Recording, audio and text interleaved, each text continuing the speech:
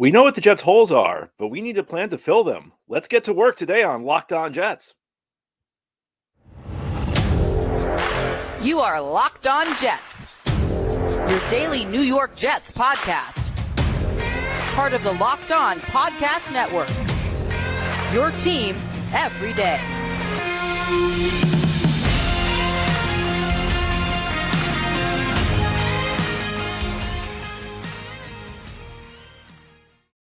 Welcome. This is the Locked On Jets podcast, part of the Locked On Podcast Network, your team every day. It's Friday, February 2nd, 2024. A very happy Groundhog's Day to you. I'm your host, John B. from GangGreenNation.com. Thanking you so much for making the show your first listen or first watch every day. Subscribe to the show for free on YouTube or wherever you get your podcasts so you'll get new episodes as soon as they're posted. If you enjoy the show and are listening on a podcast source, give it a 5-star review. If you're watching on YouTube and enjoy the show, give this episode a big thumbs up. It helps us out and helps other Jets fans find the podcast. Today's episode is brought to you by LinkedIn. LinkedIn Jobs helps you find the qualified candidates you want to talk to faster. Post your job for free at linkedin.com/LockedOnNFL. That's linkedin.com/LockedOnNFL to post your job for free. Terms and conditions apply. Well, today we're going to talk about Jets offseason needs and some of their options to fill them. Michael Nania is back with us today, just as he was yesterday. We're going to talk about what the Jets can do this offseason to improve this roster and perhaps make a playoff run next year with Aaron Rodgers. Let's talk about what the Jets might do this offseason. Yeah. And I think you'll probably agree with me. There are two needs that stand out above any others. I would have to say wide receiver and the offensive line. I would be shocked if you had a disagreement with me on that. Yeah. I think corner is up there above offensive line. That's I'm glad it's not a need because I mean we went for a long stretch between Revis and Sauce where the corner was really shaky. I mean, tough to remember the Trumaine Johnson years now for how good they are, but you're right. That's I think the Jets are actually. I'm going to disagree with you. I think the Jets are set at corner. So, it's tough to say what they're going to do right now because the cap situation. We don't know how much cap space they're going to clear. They're obviously going to have to clear some cap space because I think they have like less than $5 million available right now. I guess the question is like how premium do they want to go in free agency? Do they want to go for one of the top guys, or do they want to go for like stabilizers and maybe focus more on finding somebody in the first round of the draft at one of those positions? Yeah, the plan of the offensive line is really interesting to try and map out because it's not as if in terms of free agency, because obviously that sets up your draft approach and the rest of the offseason. It's not the strongest offensive line class. It's not like you can just go into that and say, here are the superstars. We're going to go all out for these guys. Sort of like, maybe you will with Mike Evans, if he's out there at receiver. If somehow you have a chance at, on the trade market with a guy like Devontae Adams, like there isn't that type of player with offensive line for the most part. I mean, there's some really good guards who had breakout seasons like Kevin Dotson and Robert Hunt, guys like that. But especially at tackle, it's a very weak tackle market. I mean, your best option is probably Tyron Smith, who's an amazing player, but we talk about injuries with this offensive line all the time for the Jets, and he's as consistently injured as they come. I mean, he's pretty much a lock to miss 3 games at least. So you have him, but you have to accept the injury risk. Then beyond that, it's, Trent Brown is pretty good, but he's probably not the greatest scheme fit. You have Mike Onwenu from the Patriots, he is probably up there. He's young, he's versatile, but also maybe not a scheme fit. But then beyond that, I mean, tackle is just a lot of mediocre kind of mid-level stopgap type guys. So it also brings up the conversation of, do you want to move ABT to tackle, considering your lack of options to improve that position, and then draft, your other starter in the first round, and those are your tackles, and then sign 2 guards? Because I feel like guard is pretty deep in free agency. There's a lot of like above average, solid veteran starters that the Jets could probably get on affordable 1 to 2 year deals, like your Kevin Zeitler, James Hurst. There's plenty of guys in that tier in free agency. So I think they could fill out guard pretty well on the free agent market within their budget, but also getting good quality. But tackle is the question because, prior to the draft, where they should have good options at their pick, it's the veteran market for tackles is not good. Where do you stand on the ABT debate? I prefer putting him at guard. I think all things being equal, I would like to see him there. I think that's where he's at his best. Because I feel like, and we haven't seen it too much, he's held up pretty well in the games he did play, but I think the length is going to bite him at tackle when he plays better competition, because he didn't really play the greatest edge rushers in the games he played at tackle. So I think his upside's a lot higher at guard. And, there's also, maybe it's coincidental, but he did have both of his season-ending injuries at tackle. So there's also that part. And then it's just mentally, the fact that that's probably going to be on his mind when he's playing there. So I prefer guard, but again, like just looking at the market this offseason, you wonder if AVT at tackle, like the best 5 you could possibly build with the options you have in free agency in the draft, does that include AVT at tackle? Because you put him at guard, it just becomes difficult to figure out which 2 tackles you want. So I think it would be a lot easier to put him at tackle, you draft the other tackle, sign 2 guards. That seems a lot smoother, but I do prefer him being a guard. I think has a higher ceiling there. And Salah himself said that, we think part of the reason he got injured was we were moving him around too much. Well, where did you move him to where he got injured? So you're saying that, I think I think you hit the dilemma perfectly, because I think he's a better fit at guard. And I think that, look, when the Jets drafted him, they put him at guard for a reason. And maybe I'm giving the Jets too much credit. I should never give the Jets the benefit of the doubt. They always prove me wrong whenever I do. But, that's part of the discussion.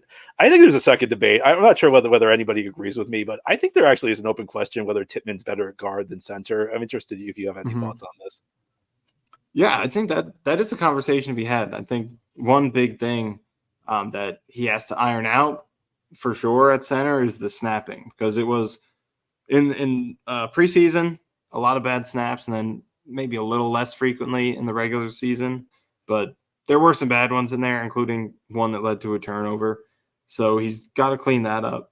And, when you're at guard, that isn't an issue. You completely negate that.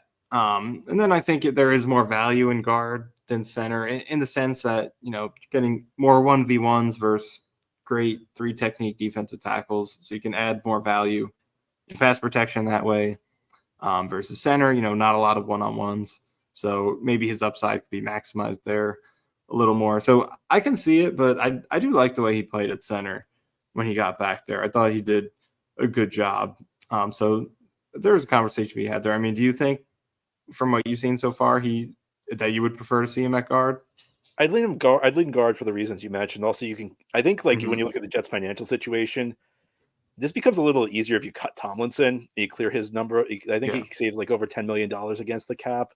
Now, granted, that means you have to replace him, but I guess my dream would be like cutting Tomlinson. Your 2 guards are AVT and Tippmann, and then getting Connor Williams from Miami, and then suddenly you got a really good interior offensive line. Now, I don't think they're going to be able to get Connor Williams from Miami, but I mentioned this, and it's kind of weird because, like, I spent you know this well. Like, I spent the first 3-4 years of this podcast railing about how the Jets never had a good center, and so it's kind of weird for me to say move Tippmann to guard. But I agree with you. I think because of the way the league is now, like 15, 20 years ago, a lot of teams were playing 3-4 defenses where you're playing against like the Vince Wilfork types who were lined up right over the center. So you needed your center to be able to hold up one-on-one.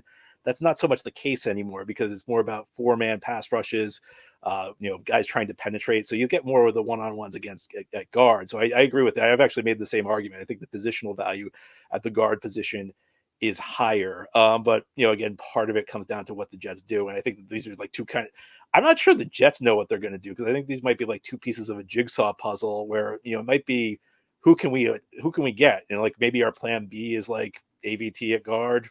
Maybe our plan A is AVT at guard. Plan A is Tippmann at center. But if it works out that maybe a center's available, maybe we move Tippmann over. If we can only get a guard, maybe we kick AVT out to tackle. I'd actually be interested, because I'm not sure whether the Jets even know exactly what they're going to do up front yet. Yeah, I mean, maybe they're prepared to just make whatever movements need to be made based on the talent they get. I mean, the idea of Tippmann at guard is, in the same way as AVT at tackle, because of the free agent guards. Like, there are some good free agent centers. I mean, you mentioned Connor Williams, but there's also Lloyd Cushenberry from Denver, who's turned into a really good center. Andre James from Vegas had a really good season. So there's some good free agent centers. It's a nice free agent market for that position. So if you want to move him, that is an option. I don't think they will, though. I think they do see him as the franchise center, and I think he'll do well. I do like the way he played when he was there, but there are a lot of options. Really, the biggest dilemma that they have to navigate is how are we going to upgrade ideally 2 tackle spots with a very thin free agent market at tackle. That's the biggest question they got to figure out. This episode of Locked On Jets is brought to you by Nissan. Are you the kind of driver that likes to push things a little further? Ever wonder what adventure could be around the next corner? Well, our friends at Nissan have a lineup of SUVs with the capabilities to take your adventure to the next level. The 2024 Nissan Rogue is perfect for city drives and for great escapes. Class Executive Google Built-In is your always updating assistant to call on for almost anything. Gone are the days of connecting your phone. Google Assistant, Google Maps, and Google Play Store are built right into the 12.3-inch HD touchscreen infotainment system. The 2024 Rogue is the perfect midsize crossover for your next adventure. And Nissan's incredible lineup also includes the 2024 Nissan Pathfinder. It has room for up to 8, expensive cargo capacity, and advanced available 4x4 capability. With 284 horsepower and up to 6,000 pounds towing, when adventure calls, the Pathfinder is there to answer. Take the Nissan Rogue, Nissan Pathfinder, or Nissan Armada and go find your next big adventure. Shop nissanusa.com. That's nissanusa.com. And then you look to wide receiver, and you mentioned some of the names. So I don't think Devontae Adams is going to be an option, and I don't think he'd be worth what they'd have to give up to get him at his age with his contract. And I'm interested to see what they do there, because Joe Douglas has been very reluctant to make a big splash in free agency or the trade market. He's really focused on the draft. He's used a lot of early draft picks at the wide receiver position. And there are a couple of guys who could be there at 10, Odunze out of Washington, Neighbors out of LSU, maybe even a Brian Thomas out of LSU. I'm interested to see whether they do that, or whether, again, this may come down to what Rodgers wants, whether maybe they focus on a more veteran option who they know will be able to produce right away. Yeah, I mean, the thing with wide receivers, you want that big number 2 guy next to Garrett Wilson, but there are, like you mentioned with Adams. I mean, I'd be on board for that. And then it's just a question of how many picks you have to give up for him. You have to make the contract work, which will also require some maneuvering from the Raiders. And then there's the factor of his age, and he kind of had a down year this season. Obviously, they didn't have the greatest quarterback play, but there are a lot of concerns with Adams. But I would still be on board if it were reasonable in those other areas, just because of the chemistry with Rodgers. But I mean, I really look towards ideally signing Mike Evans if he's available, if he's willing to leave Tampa Bay. I think he's worth going all out for, because he's just so reliable and consistent. You know what you're getting. I know he's up there in age, but he's durable. He was still awesome last year despite going from Brady to Baker Mayfield. I think he gives you the vertical threat that complements Garrett Wilson, takes some coverage off of him. So if Mike Evans is willing to leave Tampa Bay, I think the Jets should be all in on that. If not, you can go to Calvin Ridley as a fallback option. I think that would work pretty well. I think he gives you another vertical threat too. Probably less expensive than Evans. But then you also have the question offensive line. What do you do if because of the limited options? How do you fall back if you don't get your top guys? Because beyond Evans, beyond Ridley, there really aren't any other exciting options that you can get without trading. Doesn't seem like Pittman and Higgins are going anywhere. Probably going to get tagged. Then if you do have to trade for them, it's is that even worth it? Because they have so many needs in the draft. Same thing with Adams. So I think ideally they land Evans number 1, Ridley number 2. But, then after that, if you don't get one of those 2 guys, it will be interesting to see how they fall back on it. Are they willing to make a trade for Adams or one of the tagged guys? And if not, then do you just fall back on kind of maybe going with a quantity over quality type of depth chart with a bunch of mid-level type guys? See, this is interesting. We finally have a disagreement. I'm not really that big on Evans. I just think Okay. I just think they signed too many old guys last year, and Yeah, I know Evans is still good. that's fair. I actually kind of like on the offensive line and wide receiver. Like, so I'd love Higgins or I'd love Pittman because I want guys who are like entering their prime. I Right. think the Jets they just like I don't want to say like the really good players are still young for the Jets, but I just feel like the rest of the roster is too old. Like I want guys who are ascending. Yeah. And like I actually kind of feel like the best move for them, and we'll see how things shake out because I could change my mind based on who's available and what they'll play for. But I feel like the best move for them might just be both on the offensive line and wide receiver. Just bring in a bunch of like mid-tier guys, so that way Mhm. you go to the draft and like you like because there's a doomsday scenario in the draft where all the top receivers and linemen go in the top 10, and then you're in big trouble. So like I just want to go into the draft like not being desperate at those spots, even if like they're not great, because then at least gives you some flexibility. And like if you only sign a receiver, then you're kind of in a spot where you feel like you have to draft a tackle at 10, and vice versa. If you only sign a tackle, then you feel like you have to draft a receiver. So I'd actually rather go in, even if like you don't get one of the top end guys at either spot. Because first of all, like if you even mid tier guys are going to be upgrades over what the Jets had last year, Right. and probably substantial upgrades. Then you can kind of go in and pick the guy that fits your team best, whether it's a lineman or whether it's a receiver. And you don't have much panic if the board doesn't fall your way. So that's kind of how I view it. Yeah, and that's a fair way to look at it. I mean, for me, with Evans, like I totally get what you're saying. Like it is a fair point. I just feel okay with him because after really digging in with him, I just feel like he's so safe because of how consistent he is year to year. I feel like he's going to age well and continue to be really good over, whatever new contract he gets, 3 years, something like that. I feel like he can do that. So that's why I would stay away from 31-year-old receiver. I just feel like he's an exception, but I do get what you're saying. But I think that is a good route as well to go. Let's fill out the roster with kind of affordable mid-level guys instead of a star here to compromise another position, because like you said, it gives you that draft flexibility to where it's like you don't have to force this position. You could take the best player available.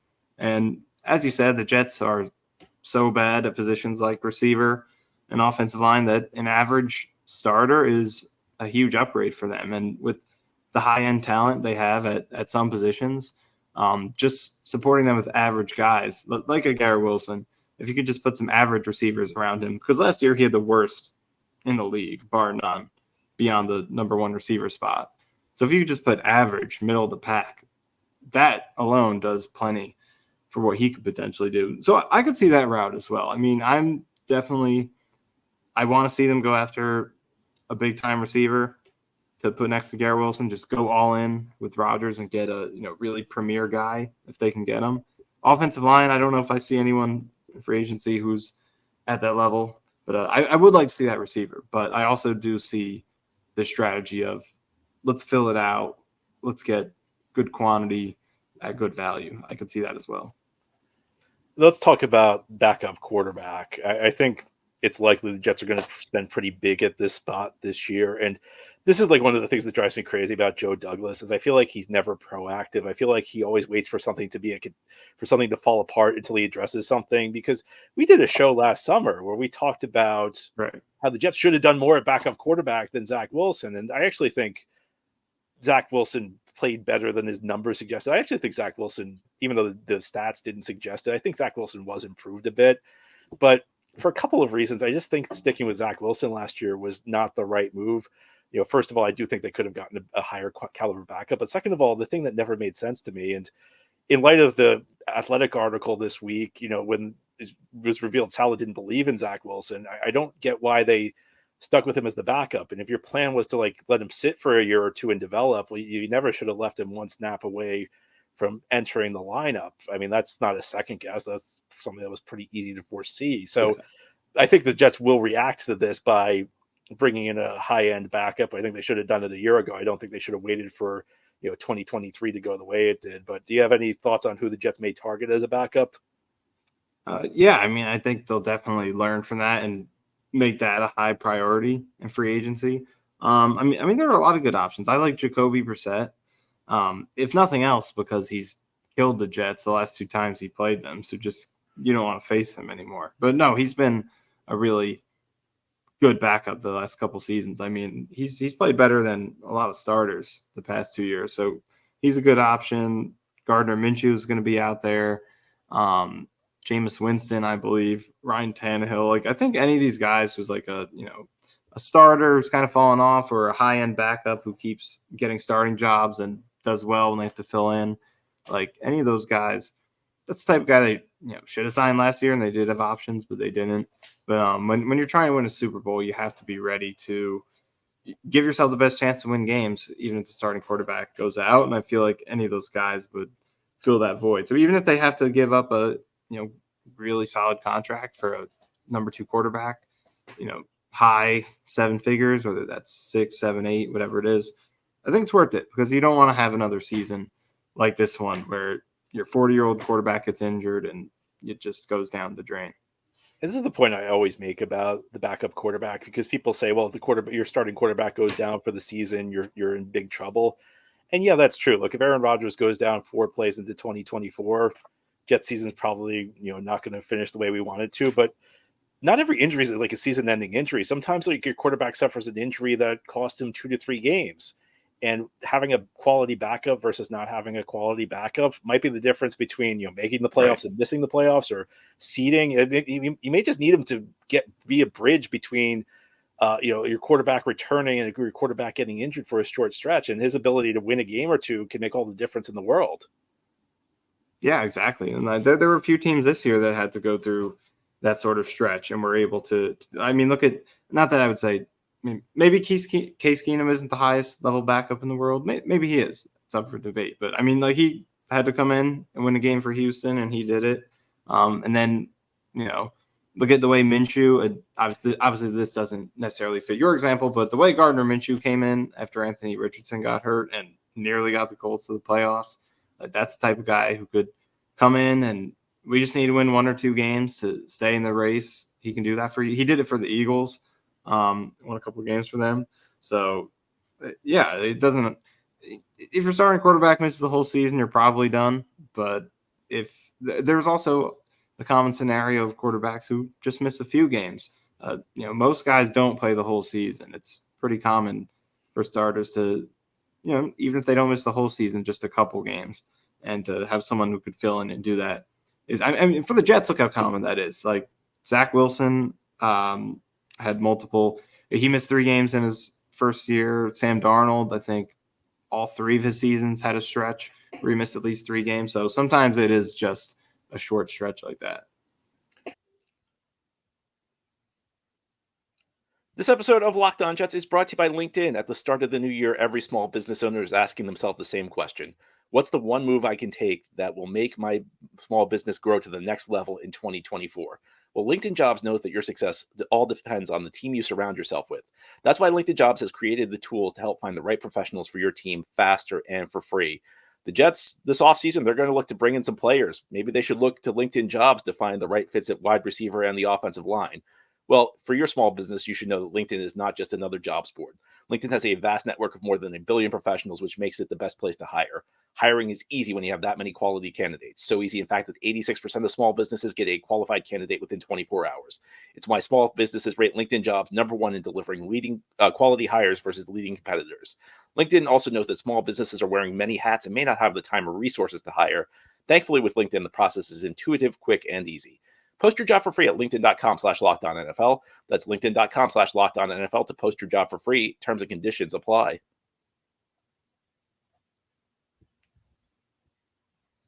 This episode of Locked On Jets is brought to you by DoorDash. The big game is just over a week away. Kansas City Chiefs and San Francisco 49ers will be participating in Super Bowl 58 in Las Vegas. Chiefs looking to win their 3rd Super Bowl over the last 5 years. It's going to be a big game. It's going to be an exciting game. Super Bowl Sunday is never a day you want to cook, though. That's why you ought to order from DoorDash. DoorDash connects you with lots of great restaurants, and you don't have to do any work. Just a couple of clicks, and a Dasher will bring you a delicious meal on time for the big game. What restaurant should you order from? Well, there are lots of great restaurants all over the New York area. New York's known for great food. One great restaurant is Burano.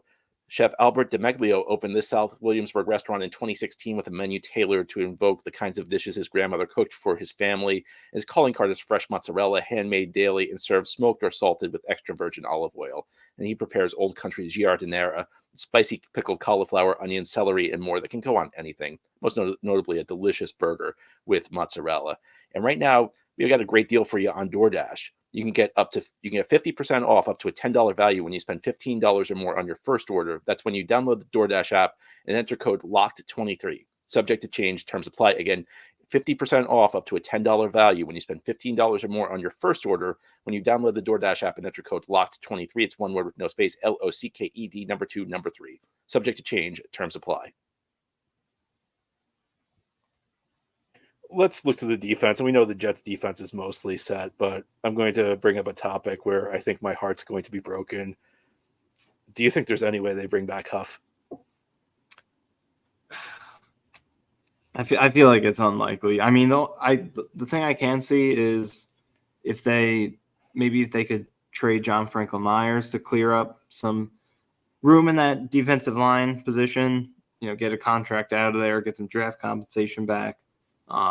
Maybe that gives them the comfortability to do that, but it really does feel like if they wanted him back, they would have signed him already, and that they're just preparing to tag and trade him. So it's so unfortunate, but I don't see it, and it sucks because he is not obviously he's not their best defensive player, but like he is their most explosive pass rusher off the edge, which is many people would argue the most valuable thing you could have on a defense. And it's going to be hard to replace. Hopefully Will McDonald can have a breakout year and just fill right in and replicate it. But he was so efficient, so high level with his efficiency that it's going to be really hard to replace that.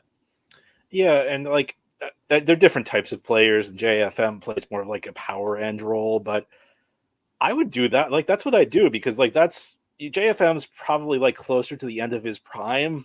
I think the old thing, you trade a player a year too early rather than a year too late. You can get something of value for him because he's still a good player. He's versatile. He can play all over the line. And Huff's like entering his prime. So like, I think Huff probably has more good years left than JFM. So yeah, that's the move I would make, but I don't think they will. I agree. Yeah. And I love JFM. I think the two-way value is super. It's very valuable in terms of just building your defensive line out the way he could play multiple positions, play both phases, but Huff's pass rushing upside is one of the most valuable traits on the team. So I would be willing to do that, but we just haven't seen the indication that they're eager to do what needs to be done to get Huff back. They just don't like Huff. Like they just like 2 years ago. Like I've said this on the podcast. 2 years ago, they brought in Jacob Martin to like take all his snaps away as a situational pass rusher. And, the Huff ended up beating out Martin. They ended up trading Martin to Denver for like a mid-round pick swap. And it's just like they've consistently underestimated Huff. I remember like heading into last season, I say, why don't they play him more? And they were hesitant to do it. Then they finally did. And he still played great. He had double-digit sacks with just under half the snaps. I don't get like why they underestimate. They've been underestimating Huff for years. I don't get it. Yeah, I mean, the run defense is what you think of because, at first they never played him against the run. This year they allowed him to play a little bit to get his snaps up. And I get that he's not ever going to be, I don't know, Jadeveon Clowney or even his own teammate, John Franklin Myers. He's never going to be that. But I don't watch his run defense and think like, wow, he is an absolute embarrassment. Like this guy can only play pass snaps. I don't see that. I even thought he made some good plays against the run this year, especially the first few games when he started to play more run snaps. So I really don't know what it is, why they don't value him as much as some other team out there is going to value him. Here's my other thing. Their first free agent signing when Saleh was the head coach on the defensive line was Carl Lawson. And like their entire thing with Carl Lawson was, well, he gets to the quarterback. We don't care that he doesn't play the run. He gets to the quarterback. So I don't get why it's such a big deal with Huff when it made no difference in them chasing Carl Lawson.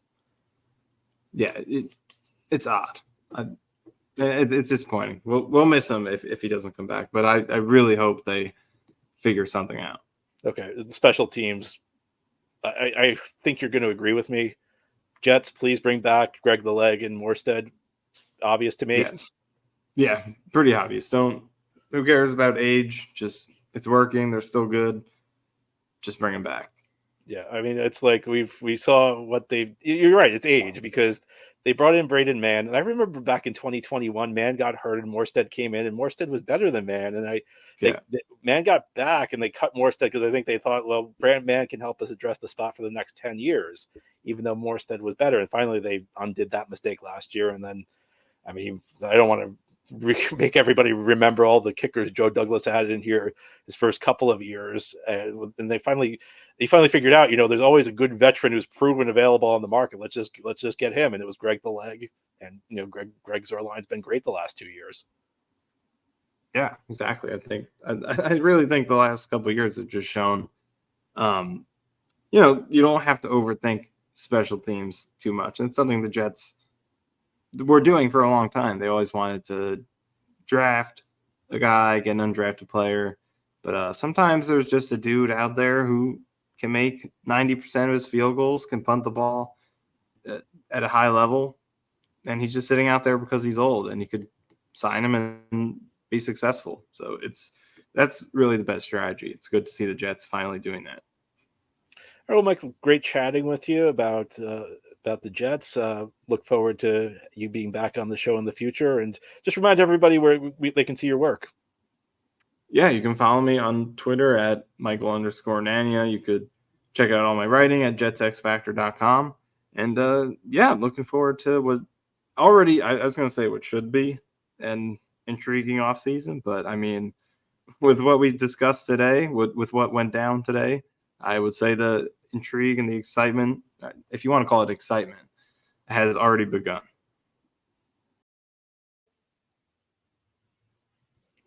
That's all for today's episode. Thanks so much for listening, and thank you to Michael Nania again for joining me the last couple of days. This has been the Locked On Jets podcast, part of the Locked On Podcast Network. Your team every day is our motto. As always, if you enjoyed the show, hit the subscribe button where you're watching or listening so that you'll never miss an episode. If you like the show and are listening on a podcast source, please a 5-star review. If you're watching on YouTube and like the show, please a big thumbs up to this episode. It helps us out, helps other Jets fans find the podcast. Enjoy your weekend. We'll be back next week with more to talk more Jets.